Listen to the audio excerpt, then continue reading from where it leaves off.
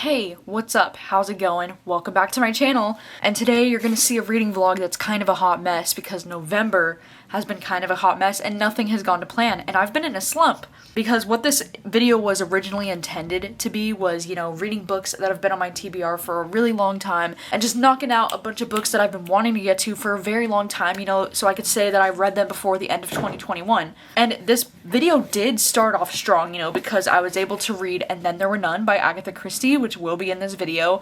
And this is a book that I've been wanting to read for years. I actually did start this book a couple years ago. I read like the first 60 pages or so, and then I ended up DNFing it because I wasn't a huge fan of the writing style because this book is a classic. It's a little older, but also this time around I was able to get my hands on the audiobook from the library, and the audiobook definitely helped me push through it, so you will see me read this in this vlog. I also did read Station 11 by Emily St. John Mandel. This is another one that I've literally had on my bookshelf for probably like 4 years maybe, and I've been wanting to read it for forever. I also got the audiobook checked out and I did read this book in this video. This is another one that I DNF'd at like 50 pages a couple years ago, but I really wanted to read this one now because there's actually a limited series or like a TV show for this, an adaptation coming out in December on HBO, so I really wanted to finish this one and get to it this month, and I did, which was great. But then after these two books, Taylor Swift dropped Red and apparently broke my brain because I was like, how do I read after Red? And so I didn't read anything for a very long time, but then I finally did end up picking up When the Reckoning Comes, which this one is a new horror book. It's nominated at the Goodreads Choice Awards, and this is one that I've been highly anticipating, and you guessed it, I was able to get my hands on the audiobook, so I ended up getting to read this one, which was very nice. So in this reading vlog, you do see me read all three of these books. This vlog didn't turn out exactly how I wanted it to because the reading slump hit me so hard in the second half of November, but it is what it is. I hope you enjoy it anyways. Hello, it's been a very long and stressful but also exciting day. Tank is trying to chew my thing because today is November 8th and I got a new car. It literally got delivered today, and if you want to see more about it, I talked a lot about it in my monthly vlogs that I just posted, but like holy shit, it was exciting, it was overwhelming, it was totally bonkers crazy. But anyways, now I'm home, I'm curled up on the couch. I just finished editing a video and then I took a shower. And now I'm going to jump into And Then There Were None by Agatha Christie. It's happening! I got the audio checked out from my library, so we're just gonna give it a go. And hopefully I enjoy it more this time around. I actually DNF'd this book a couple years ago. I still have my bookmark in it, 60 pages in, because I wasn't a huge fan of the writing style. So I'm hoping that because of the audio, it will help push me through it. That's the goal. But yeah, I'm gonna be taking notes too on who's who because somebody told me to do that, and so I'm taking that advice and I'm doing that. And sorry if you can hear the laundry in the background, it's kind of loud. But yeah, let's jump into the classic, the one, the only, And Then There Were None.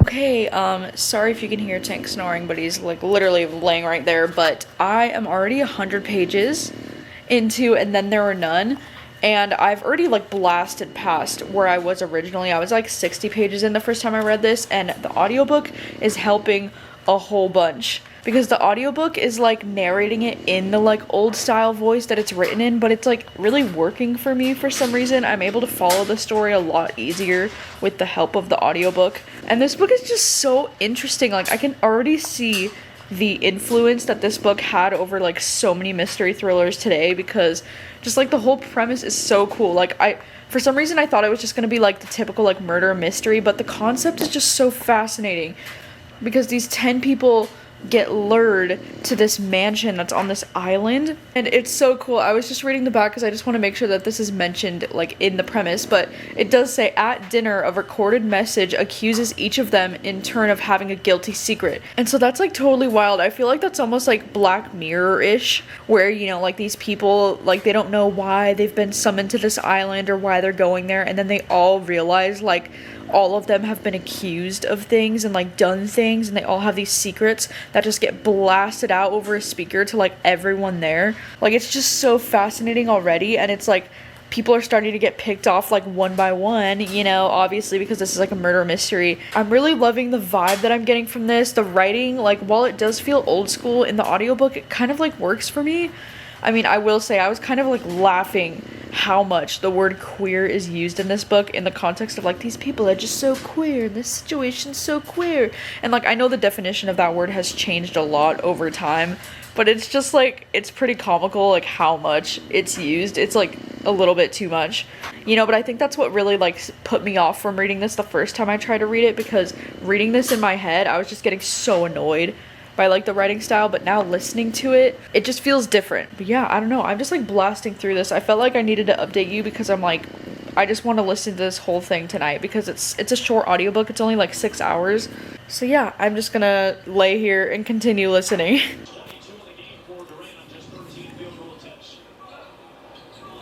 Hey, hello, it's a little bit later in the night. It's like 9 o'clock at night right now, but I already finished, and then there were none. I finished it, and I've got to say I am super impressed by this book. I wasn't sure if this was going to be my thing or not, but honestly I was invested. It's just like my favorite, you know, type of like mystery thriller, because it's like, you know, an isolated island vibe kind of book where you can't really trust anybody. I love that there's 10 people on this island and they know that one of them has to be the killer, but they can't figure out who. And I was convinced that I had this book figured out, okay? I thought it was almost like kind of obvious, but I was like, you know, maybe this book, you know, it's an older book. It's from like the 1940s. I was like, maybe there wasn't that crazy of plot twist yet. So I was like, I thought I had it figured out, you know? But no, what the fuck? The ending was shocking. I had 2 different theories and I was wrong on both of them. That last epilogue, I was just sitting here like, my jaw was just like hanging open during that last epilogue. I was like, what? Bitch, are you kidding me? So yeah, I can see it now why Agatha Christie is the queen of mystery. It literally says right at the top of this book, she is the queen of mystery. And it makes sense to me now, because holy shit, what a plot twist, and like how advanced. Like this book was way ahead of its time, and I could definitely see how this book probably inspired so many books.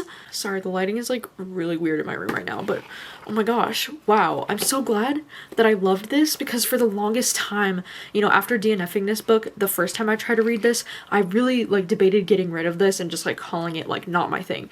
But I'm so glad that I decided to push through, because this book was so freaking good. So wow, it makes my heart happy. I need to check out more Agatha Christie. I don't know how to explain why, but I feel like this was a very like cozy mystery, if that makes any sense. Like I don't know exactly how to explain what was cozy about it, but it was just I guess the idea of like they're being on this island, and like there's like a storm and there's like murder, but it's like old school murder, you know? It's not like super violent murder. It's just like people are getting killed and they don't know why. It's very suspicious. I don't know, dude, I just freaking loved it. Like it's probably somewhere between a 4 and a 4.5, but the more that I'm like thinking about it and talking about it, the more I want to give it that 4.5, you know, because it was just so freaking good. So yeah, if you have any other Agatha Christie recommendations for stuff that might be kind of similar to this, then I would love to know. I mean, this book kind of, it does remind me of The Guest List. Like I can see The Guest List was majorly inspired from this. The Guest List is basically like this book, but with like a wedding involved. That's like the main difference. But this one is also, I don't know, I think this one is just so, it's so unique and different, but also like I can tell that this really inspired a lot of things. So yeah, what an amazing, successful reading today. I just read that in like a few hours. That was pretty cool. Oh, I just noticed my laundry's been in the background this whole time. Let's pretend you didn't see that, shall we?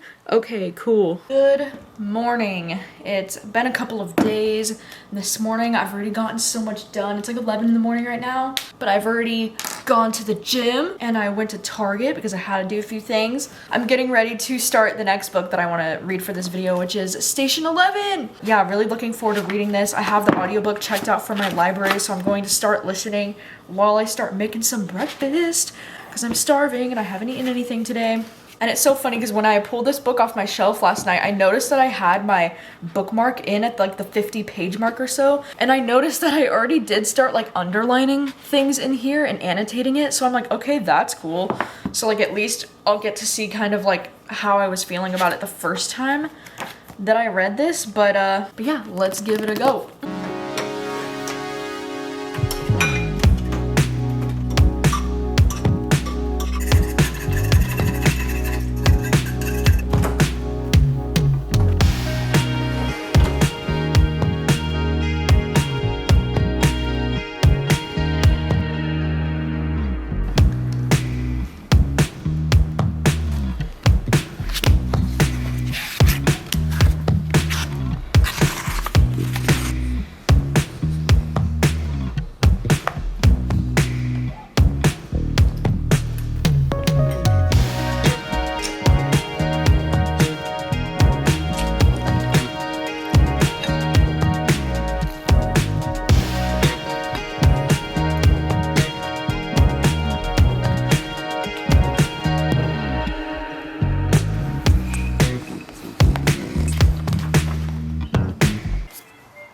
Look at this baby. Hello, it is now almost 2 o'clock in the afternoon, but I want to let you know that I got 80 pages into Station 11 just while I was like eating breakfast this morning. So I'm already a little bit further than I was the first time that I DNF'd this book, which is good. I actually enjoyed the beginning of this book a lot more than I did the first time around. And this book, it's already feeling like it's hitting a little bit close to home, because if you didn't know, this book involves a pandemic, you know, with a flu-like illness that's just like taking everybody out. It spreads very, very freaking quickly because these people were exposed at like the beginning of the day and then they're like dead or like on a ventilator by the end of the day, and it's just like super scary, you know? And I think the first part of this book, like the beginning, like the first like 3 or 4 chapters are so freaking good. Like they're so powerful and so intense. That's like describing this pandemic. But then immediately like going into part 2 of the book, which is only like probably like 40 or 50 pages into the book, it just immediately jumps ahead in time like 20 years later after the pandemic. And so then we're following this group of people who's living in this like post-pandemic world 20 years later, and the world looks really different. And so I think that's what caused me to DNF right away, because I was really probably engaged, I assume, by the beginning of this book, and then it immediately got slow to me.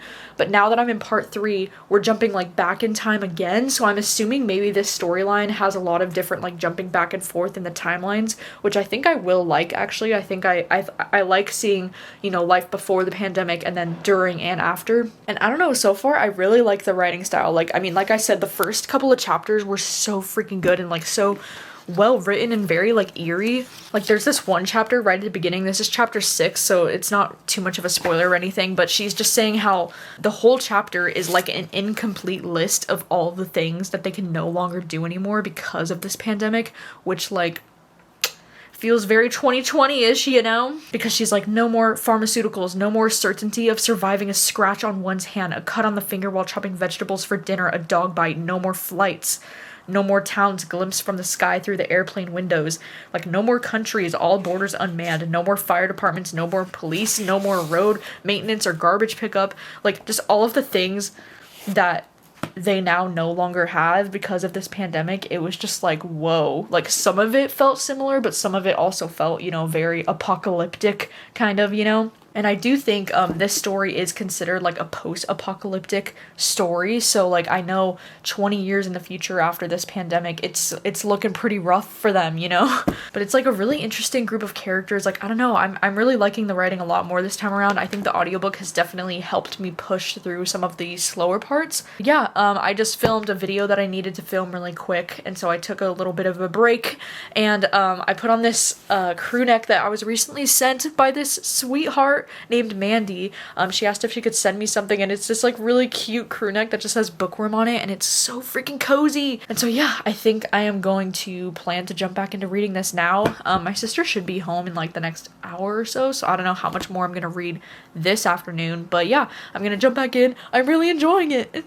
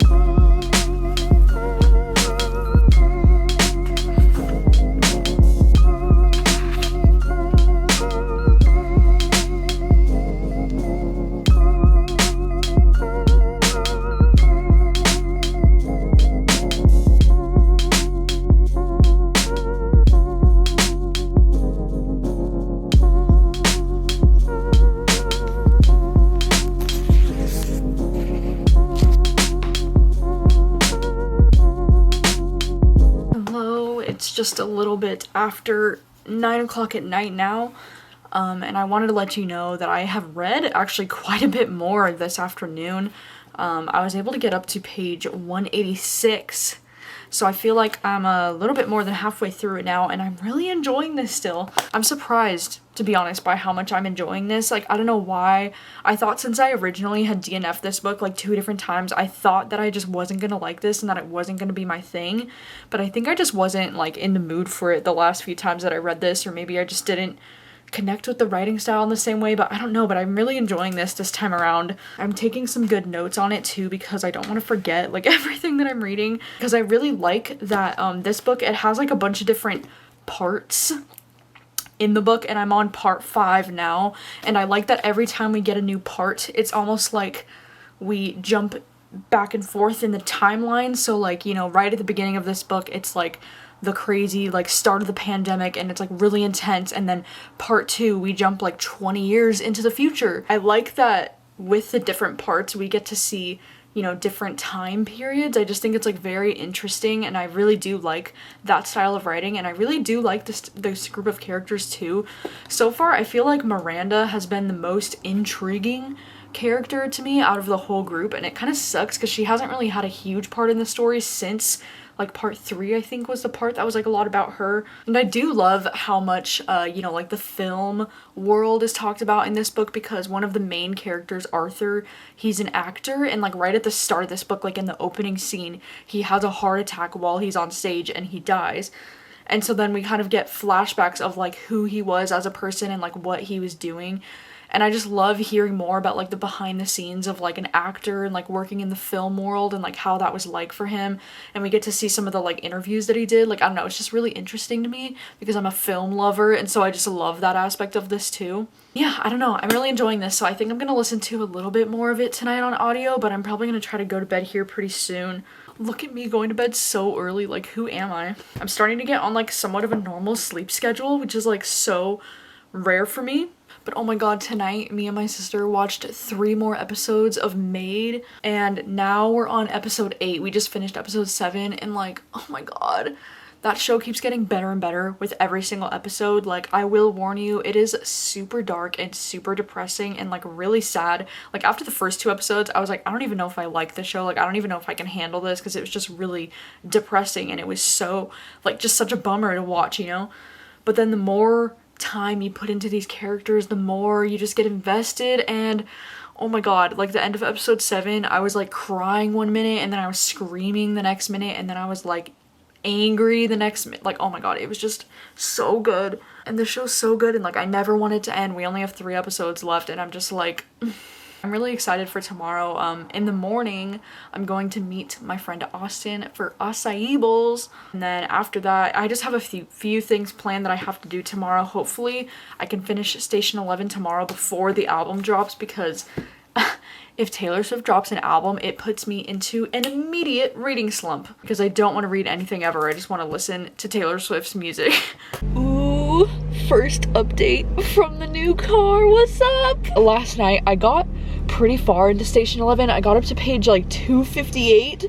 I only have this little sliver of a bit left, but I was just too tired last night, and I honestly just wanted to clock out early and go to bed. So I'm like 75% of the way through the audiobook, so I only have a little bit left, so I'll definitely be finishing it today, but I'm still really enjoying this. There was the recent part that I just read was like, I think it was part 7 or maybe part 8, I've kind of lost count by now, but there was like a scene, like, I don't think this is a spoiler because I'm going to be super vague about it, but there was a scene where a character was like, it showed how they were at the airport when the pandemic kind of like started and how that worked out for them, and I thought that was like super interesting, because I can't imagine being somewhere like so public, like an airport, when, you know, the pandemic really breaks out and like when the fucking apocalypse basically begins.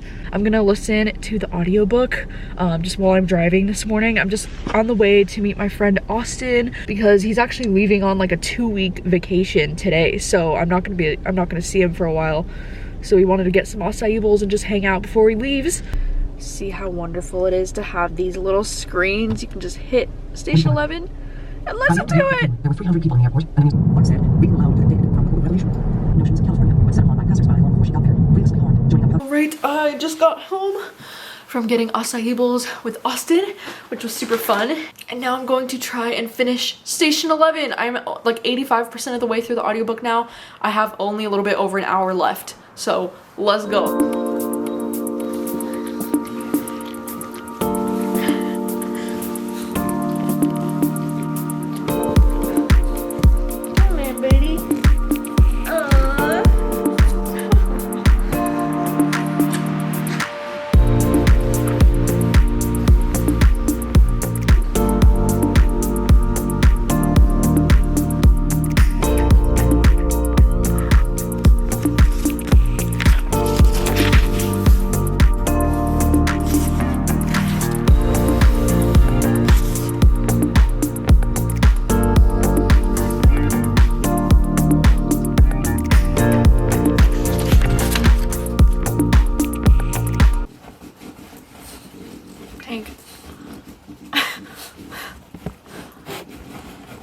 Tank.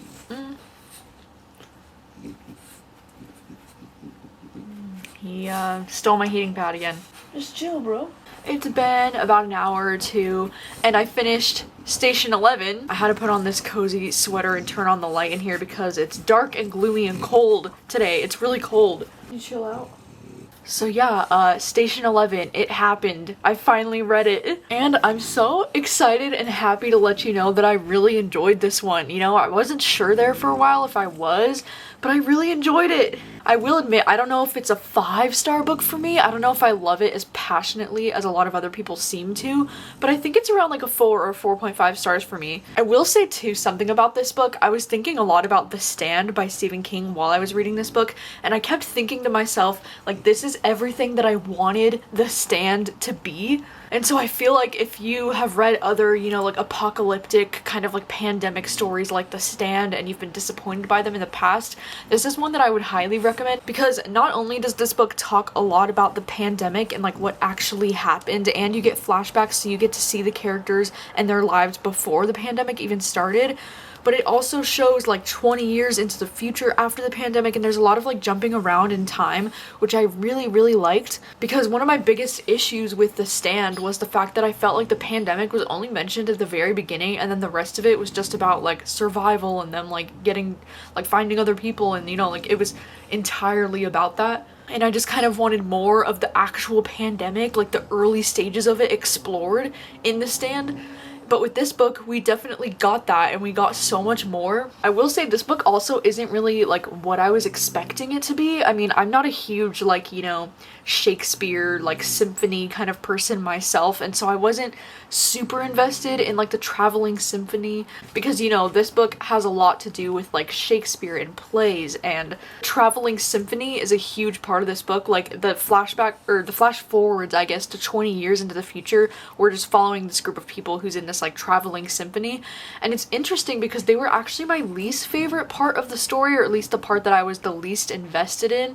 I was actually really invested in a lot of the other point of views that we learn and like seeing how the pandemic actually happened and the flashbacks of before the pandemic happened. I was really invested. I was also really invested in the idea of Station 11, which I don't want to get too much into it if you haven't read the book because I'm not sure if it's spoilery or not, but I almost wish that was explored even more than it was, just because I found it to be so fascinating and really interesting. But there were so many good quotes in this book too, and moments, and what I really appreciate is that this isn't a story that's like just about a pandemic and an apocalypse and survival, because it's really thoughtful and it really makes you think about humanity and like what matters.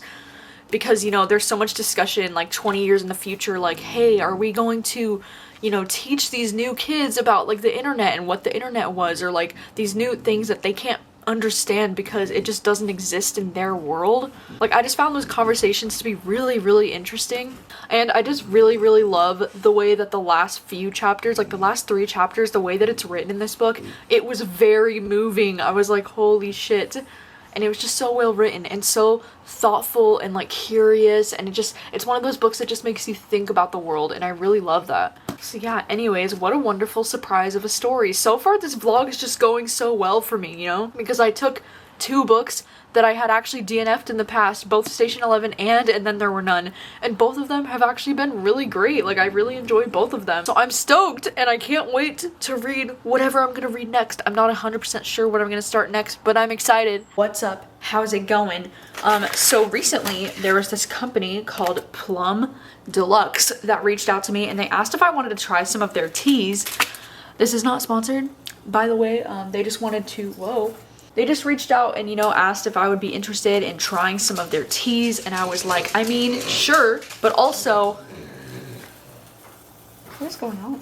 You know, I told them that, like, I'm not really much of a tea person, or at least, like, all of the teas that I've tried in the past just haven't really been my thing. You know, I've always been much more of a coffee person, but I would really like to get into tea, you know, especially, like, during the holidays. I feel like tea just sounds so, like, cozy and warm, and I can drink it, like, late at night if there's no caffeine in it, right? As opposed to, like, you know, you can't really have coffee that late at night, or at least I can't. So they did end up sending me 3 different teas to try out, and so I'm so excited. I'm just gonna try one of them now.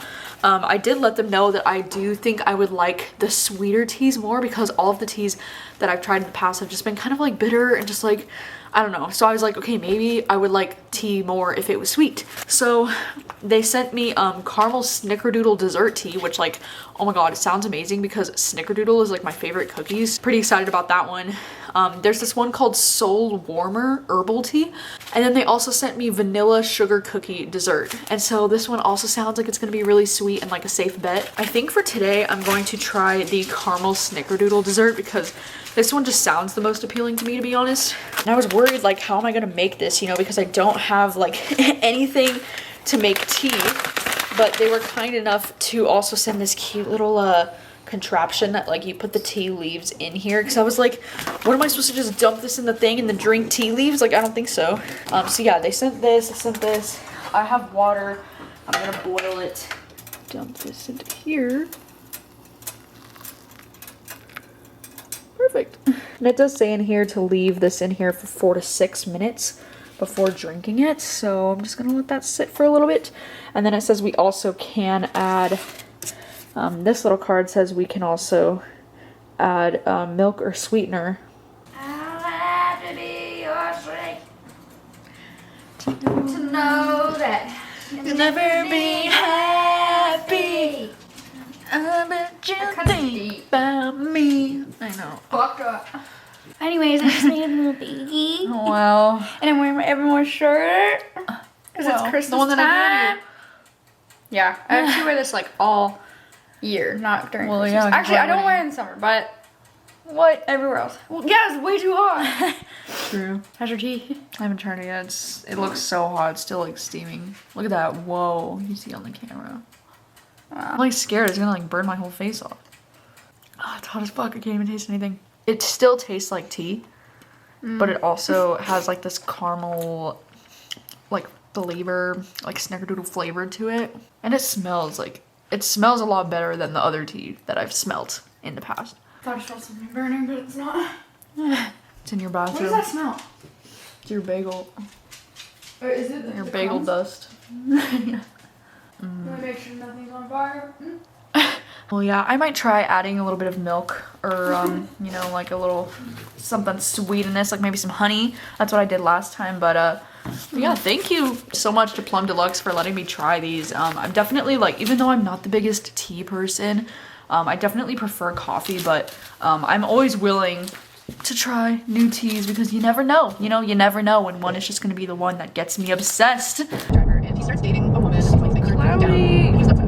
I haven't read anything, like a single book, in like a week and a half because I think All Too Well broke my brain. It happens every single time Taylor Swift releases new music. My brain just can't seem to function afterwards, so that's kind of normal for me, I guess, but it's also been kind of weird not being able to read anything. But I wanted to let you know that this morning I just got 50 pages into When the Reckoning Comes. I actually just got the audiobook checked out from my library for this one this morning, so I was like, heck yes, it's time. I'm ready to read again. I want to read this book so badly. And it's so fucking good so far. Like, it's exactly what I was hoping it would be, because in this book we're following this main character. She like fled this small town that she grew up in. Like, we're following her 10 years in the future after she's coming back to the small town because her white best friend Celine is like getting married So she's coming back to the town, but the thing is that her friend Celine, her white friend, is getting married on this plantation that they've basically converted into this like beautiful wedding resort place, and she's like not super comfortable with that, obviously, for obvious reasons. And it seems like some of the slaves that used to be at this plantation are, you know, haunting the plantation, and we kind of get the point of view of the slaves in a way, I think is what's happening, which is kind of interesting. We get that like in between chapters, but then we're mainly just following our protagonist Myra. And then also we do get flashbacks to like 10 years ago when she was like still a kid living in the town, and it's just really interesting because she was really close friends with this white girl Celine, but then she was also really close with this other black boy named Jesse, and she kind of like had feelings for Jesse. I don't know if it said, but I feel like he's like a little bit older than her is what I'm getting from this. But the three of them were like really close friends, like her, Celine, and Jesse were really close, and then something happened with Jesse where they kind of like lost touch, and so you kind of get to know more about that as well. And now with this wedding for Celine, she's probably gonna get the chance to see Jesse again, so it's almost like I don't want to say it's like a second chance romance, because I don't think it's going to be, you know, a very romantic book, because this is a horror book, but I don't know, I'm already loving the characters, I'm loving the writing, it's just so immediately gripping, and I'm just so excited that I'm like genuinely excited about reading a book right now, because, you know, it's been a minute for me, I just haven't been reading very much lately. And so yeah, I'm on page 55, I just got to chapter 5, and I'm just going to continue listening to this on audio.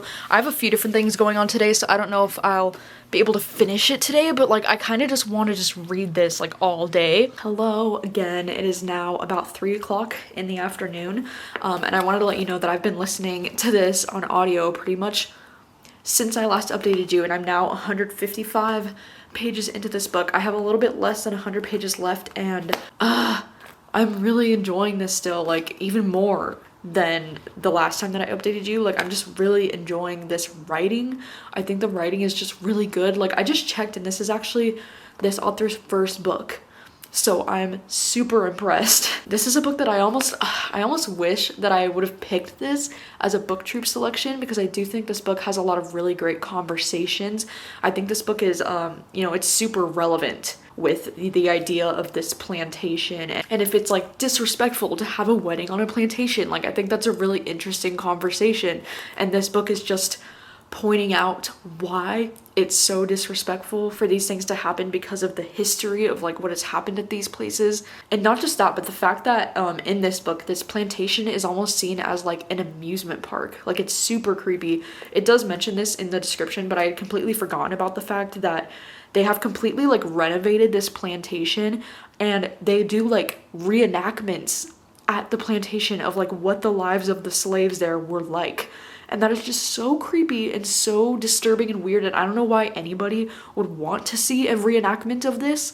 And of course, everybody who's watching these reenactments, it's only white people. Like she is the only person of color that is there watching these reenactments, and is just like horrified because all of the staff working at this plantation, all of the staff is black, and it's just so eerie and so unsettling. And then there's also these really great creepy scenes of her thinking she's like seeing things, which I think are ghosts, you know, like ghosts of the slaves that were there.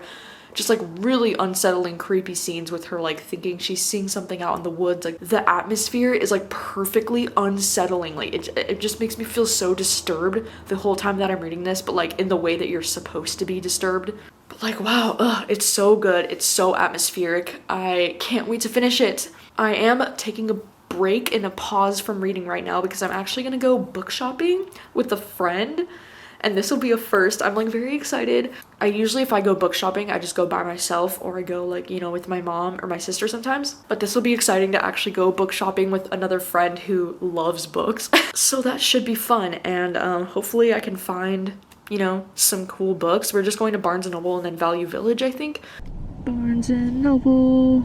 You wanted to work with the lost friends ads. The ads were written by former slaves who were looking for... Okay, hello. I am back home. I had a really nice time. I didn't end up getting too many books. We were browsing around Barnes & Noble for a little bit, but I just didn't see anything that was jumping out at me that I like had to have it. But then we went to Value Village, and I did find 2 books there that I'm kind of interested in. One of them is The Dry by Jane Harper. This one's like an Australian thriller that I've been wanting to read for a couple years now, honestly. Like, everybody talks about this book. I think this one was nominated at the Goodreads Choice Awards, and it's a major motion picture now. It's turned into a movie. So this is one that I've been kind of wanting to read for a long time, and they had this copy there in like nearly perfect condition. So I was like, what the heck? It was only $3.99, so I got this one. And then I also got Sharks in the Time of Saviors. And this is one that it takes place in 1995 in Hawaii. So that's part of the reason why I thought it'd be cool to read. And also, I'm pretty sure I recently saw this book mentioned on Noelle's channel, and she said she really enjoyed it. At least I think it was this book. The cover's just so beautiful, honestly, and so stunning. Like, I love the orange and the way it looks almost like sparkly, but I kind of love it. So I ended up getting these two. I'm excited to give them a try eventually. And yeah, while I was driving around, I ended up going to Panda Express and getting a quick dinner. And while I was driving around, I was listening to even more of this audiobook. So now I'm at page 173. So I only have this smidge left, and it's really good. There was just like, not like a twist, but just like something a little bit unexpected that just happened in the plot right now that I was like, holy shit. It's definitely a change in the game right now, like what's going down in this book. So I'm like, okay, like what's about to happen? Like, what am I about to read? So yeah, I'm definitely planning on finishing this one tonight. Thank you. Oh, do not eat that.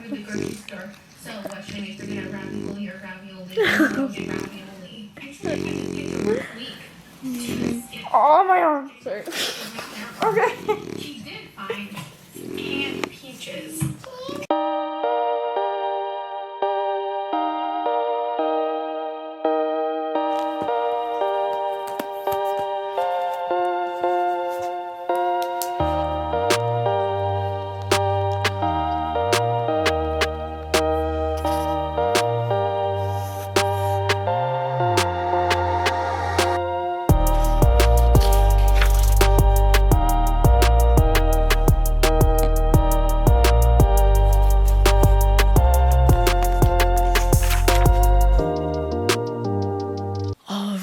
Well, I just finished When the Reckoning Comes. First thing I want to say is that how awesome that I was able to read this whole book within one day. Because, you know, as I said at the beginning of these clips from today, I haven't read a freaking book in like a week and a half.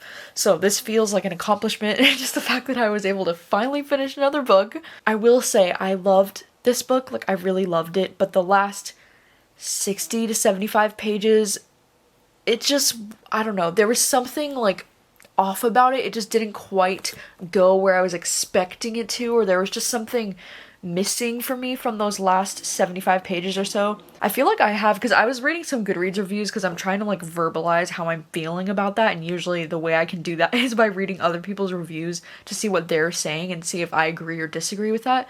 But it seems like I'm having the complete opposite opinion of most of the Goodreads reviews, because a lot of the Goodreads reviews that are giving this like, you know, 3 or 4 stars are saying that it's not good until the last 20% of the book, or that it's really slow and boring until the last 20%. But I actually have the opposite opinion, where I thought the first like 80% of the book was really, excuse me, sir. I thought the first 80% of the book was actually really interesting, and it was just like a really good like slow burn, like creepy atmospheric kind of, I don't know, like I was really immediately invested from the beginning. I really liked the characters right away. I love the writing style of like the, you know, we kind of get the present day chapters with the wedding, but then we also get the flashbacks to when they were younger. Like, I loved the first 80% of this, but then a lot of this book's action doesn't really pick up, or like the horror and the action doesn't really happen until like the last 20% of this book.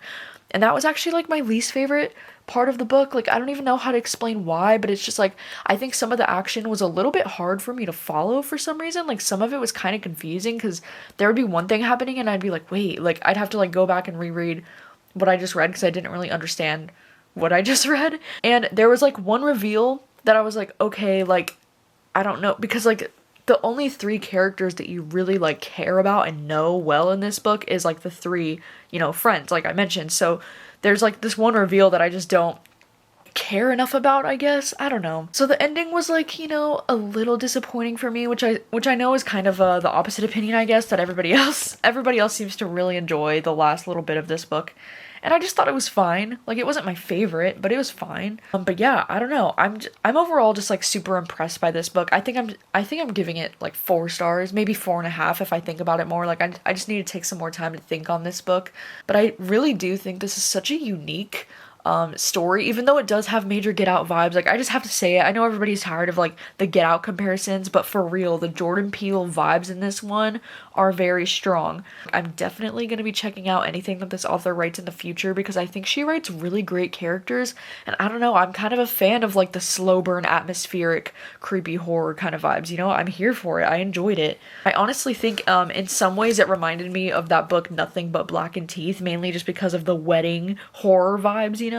But that book was absolute garbage. Like, that book was a 1-star book for me, so if you're looking for something similar that's a lot better, I would definitely recommend checking this one out, you know, because this one not only is so much better because the characters aren't like the fucking worst like that other book, but also just because this one does, you know, like I said, it has a lot of really great social commentary that's like super relevant. I mean, this book is you know, it's pretty dark and heavy, you know, at times because we're dealing with America's, you know, very dark history of slavery, so it's not like your light fun horror book. Like, this one's definitely a lot more heavy, but I do think it's important to read about topics like this, especially in the horror genre. It's just so rare to read stuff like this, so I really enjoyed it. And so yeah, that is it. That is the reading vlog.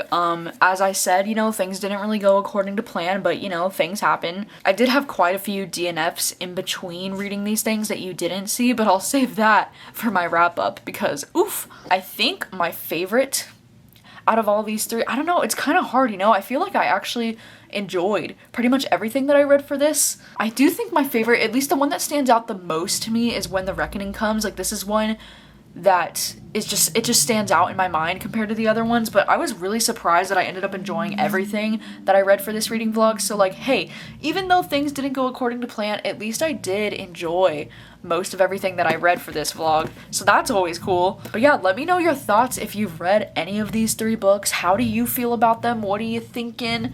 Are they some of your favorites? Because I know like Station 11 and Then There Were None are such loved books in the book community, so I'm curious to know your thoughts on them. Like, do you also enjoy them? Do you think they're overhyped? I'm like genuinely surprised that I really enjoy them because I feel like I tend to have you know, unpopular opinions when it comes to books that are really, really popular. But yeah, these 2, they knocked it out of the park. They were so good. Yeah, let me know your thoughts if you've read any of these books, and thank you so much for watching this chaotic reading vlog, and I will see you very soon with my November wrap up. Bye. What are we